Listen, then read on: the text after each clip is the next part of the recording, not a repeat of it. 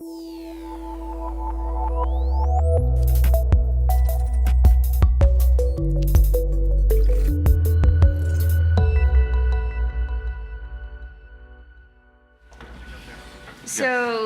Manish Katari, the president of SRI Ventures, and you were here a year ago and you talked about robots.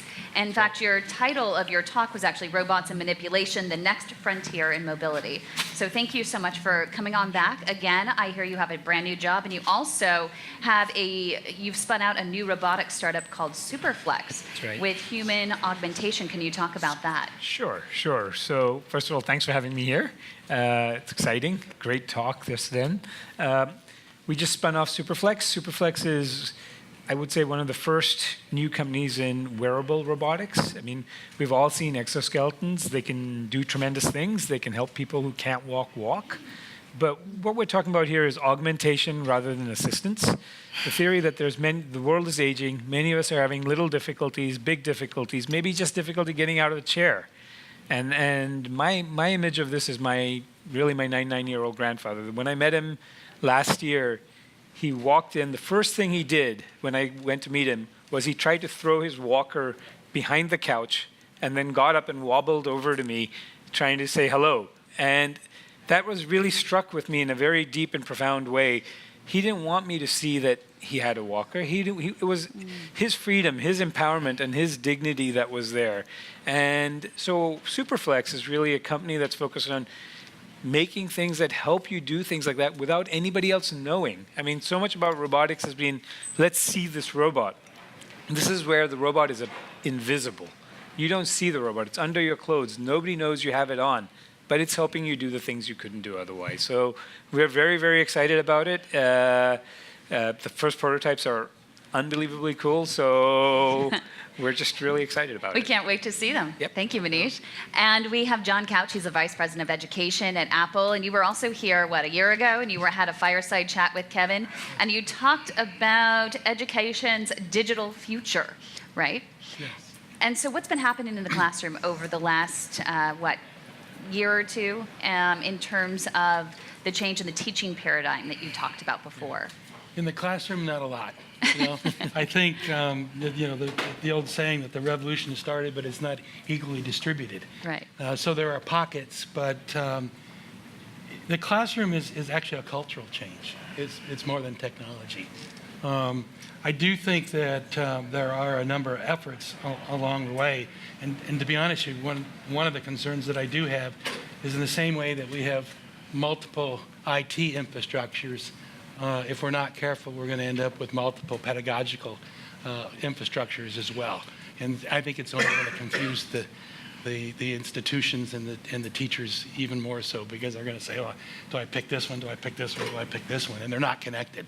So I am writing a book called Rewiring Education, which I hopefully will start a conversation at the parent base, because I also don't believe that education will change top down. I think it'll change bottom up when the ecosystem exists for us as parents to help understand our own kids' gaps in knowledge and which apps, which learning activities that we can provide for them to overcome those gaps.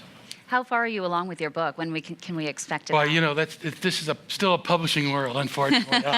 My deadline is November 1st, but I think they take about 11 months to get it out. So I'm also sponsoring a project in the Cloud Innovation Lab at Harvard on personalized learning, and I'm actually going to be letting the kids tell us what personalized learning is to them, and working with Dr. Todd Rose, who just wrote a great book called The End of Average, and in an attempt to pull together and connect the different people that are all working on trying to solve the fundamental problem in the classroom that's been based on memorization to something that's relevant, creative, collaborative, and challenging, and then follow up with a conference at Harvard.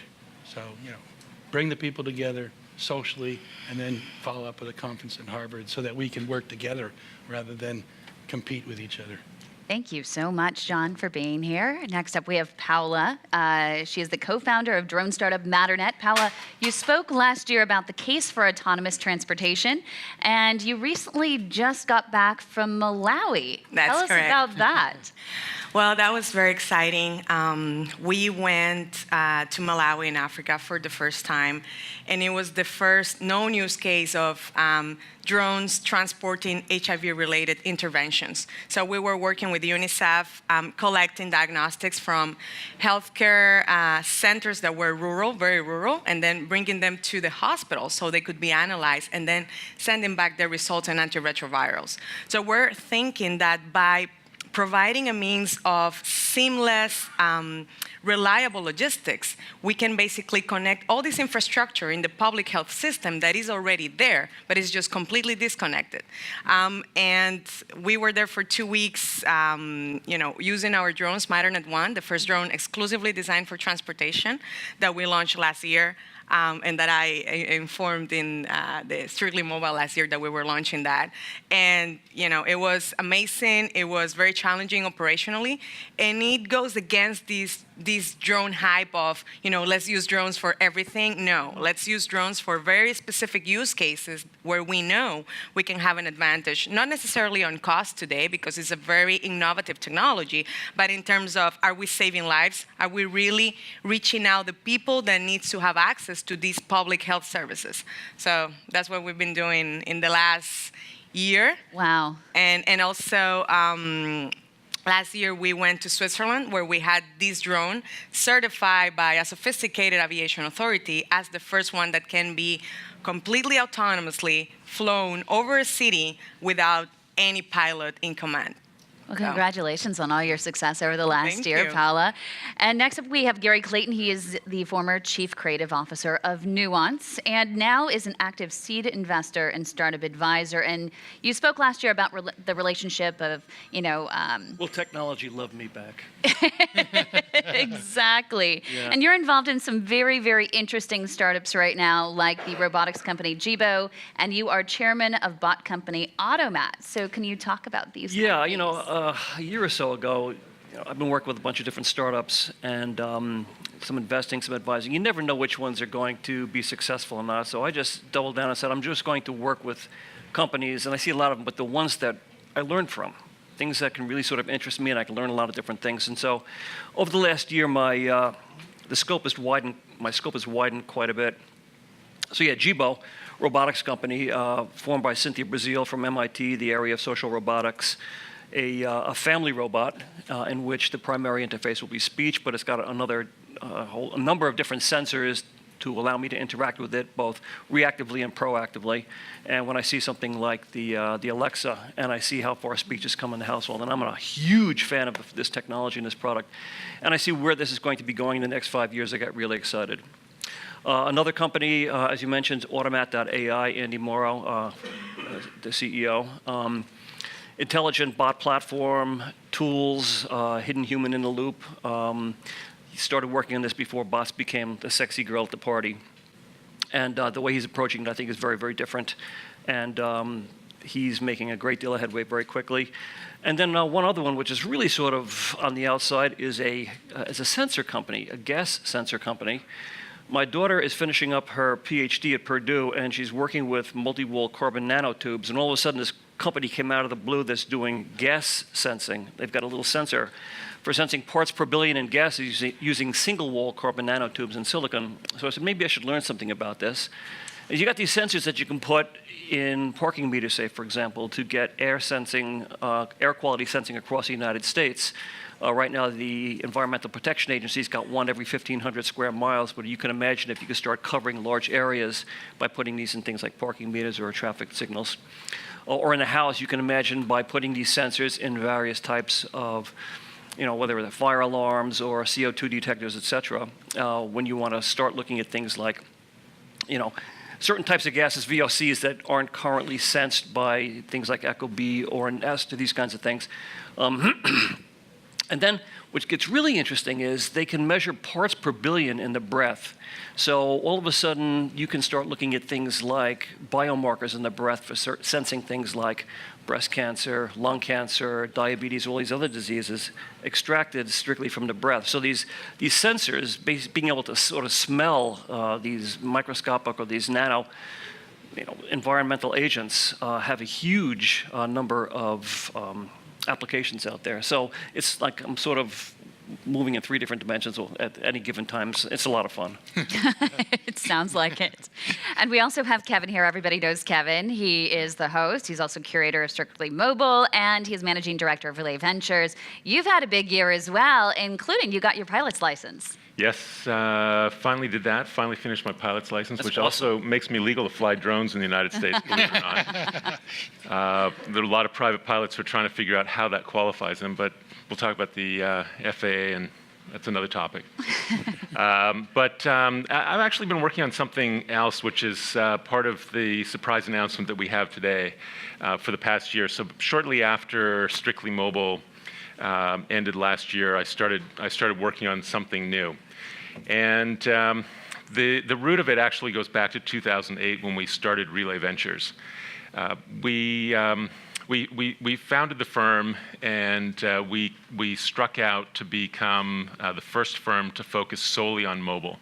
Now, of course, 8 years later, it's a foregone conclusion that mobile is what it is. But if you remember back to 2008, you probably had a Motorola Razr. You might have had a relatively early BlackBerry, but it was not a sure thing.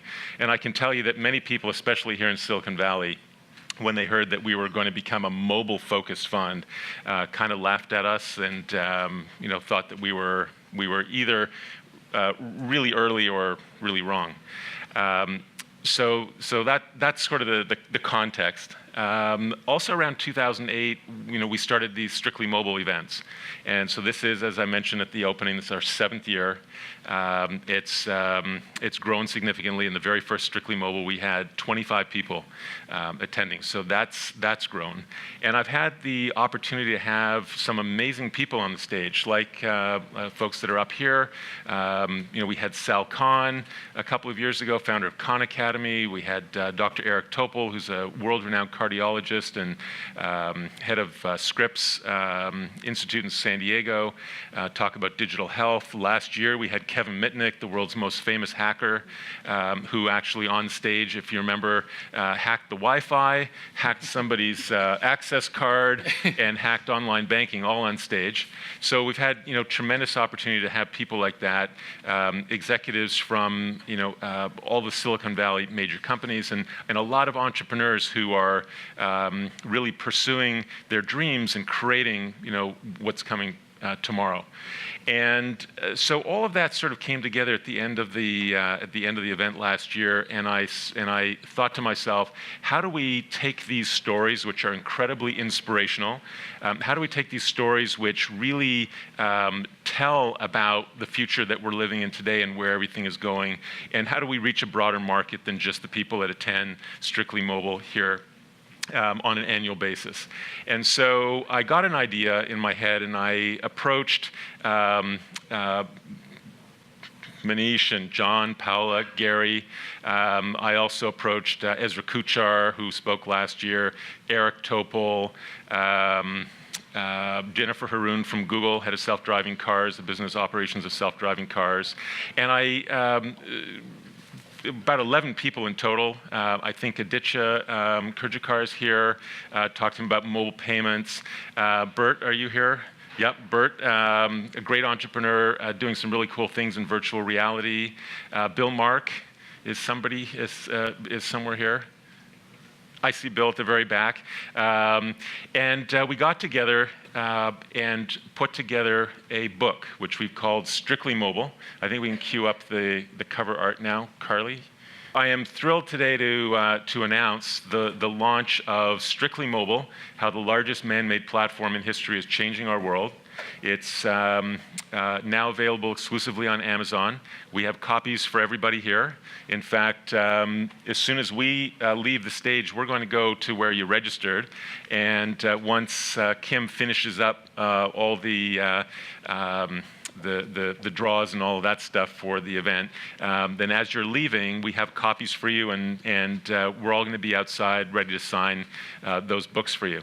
It was a really ambitious project, and I can tell you that I am so honored to have put this book together with these luminaries of the mobile industry, and I really call them that because they are thought leaders, and they trusted me with this project to take their intellectual property, which is their ideas, and bring them to life in this book that is now going to be made available to a much, much wider audience.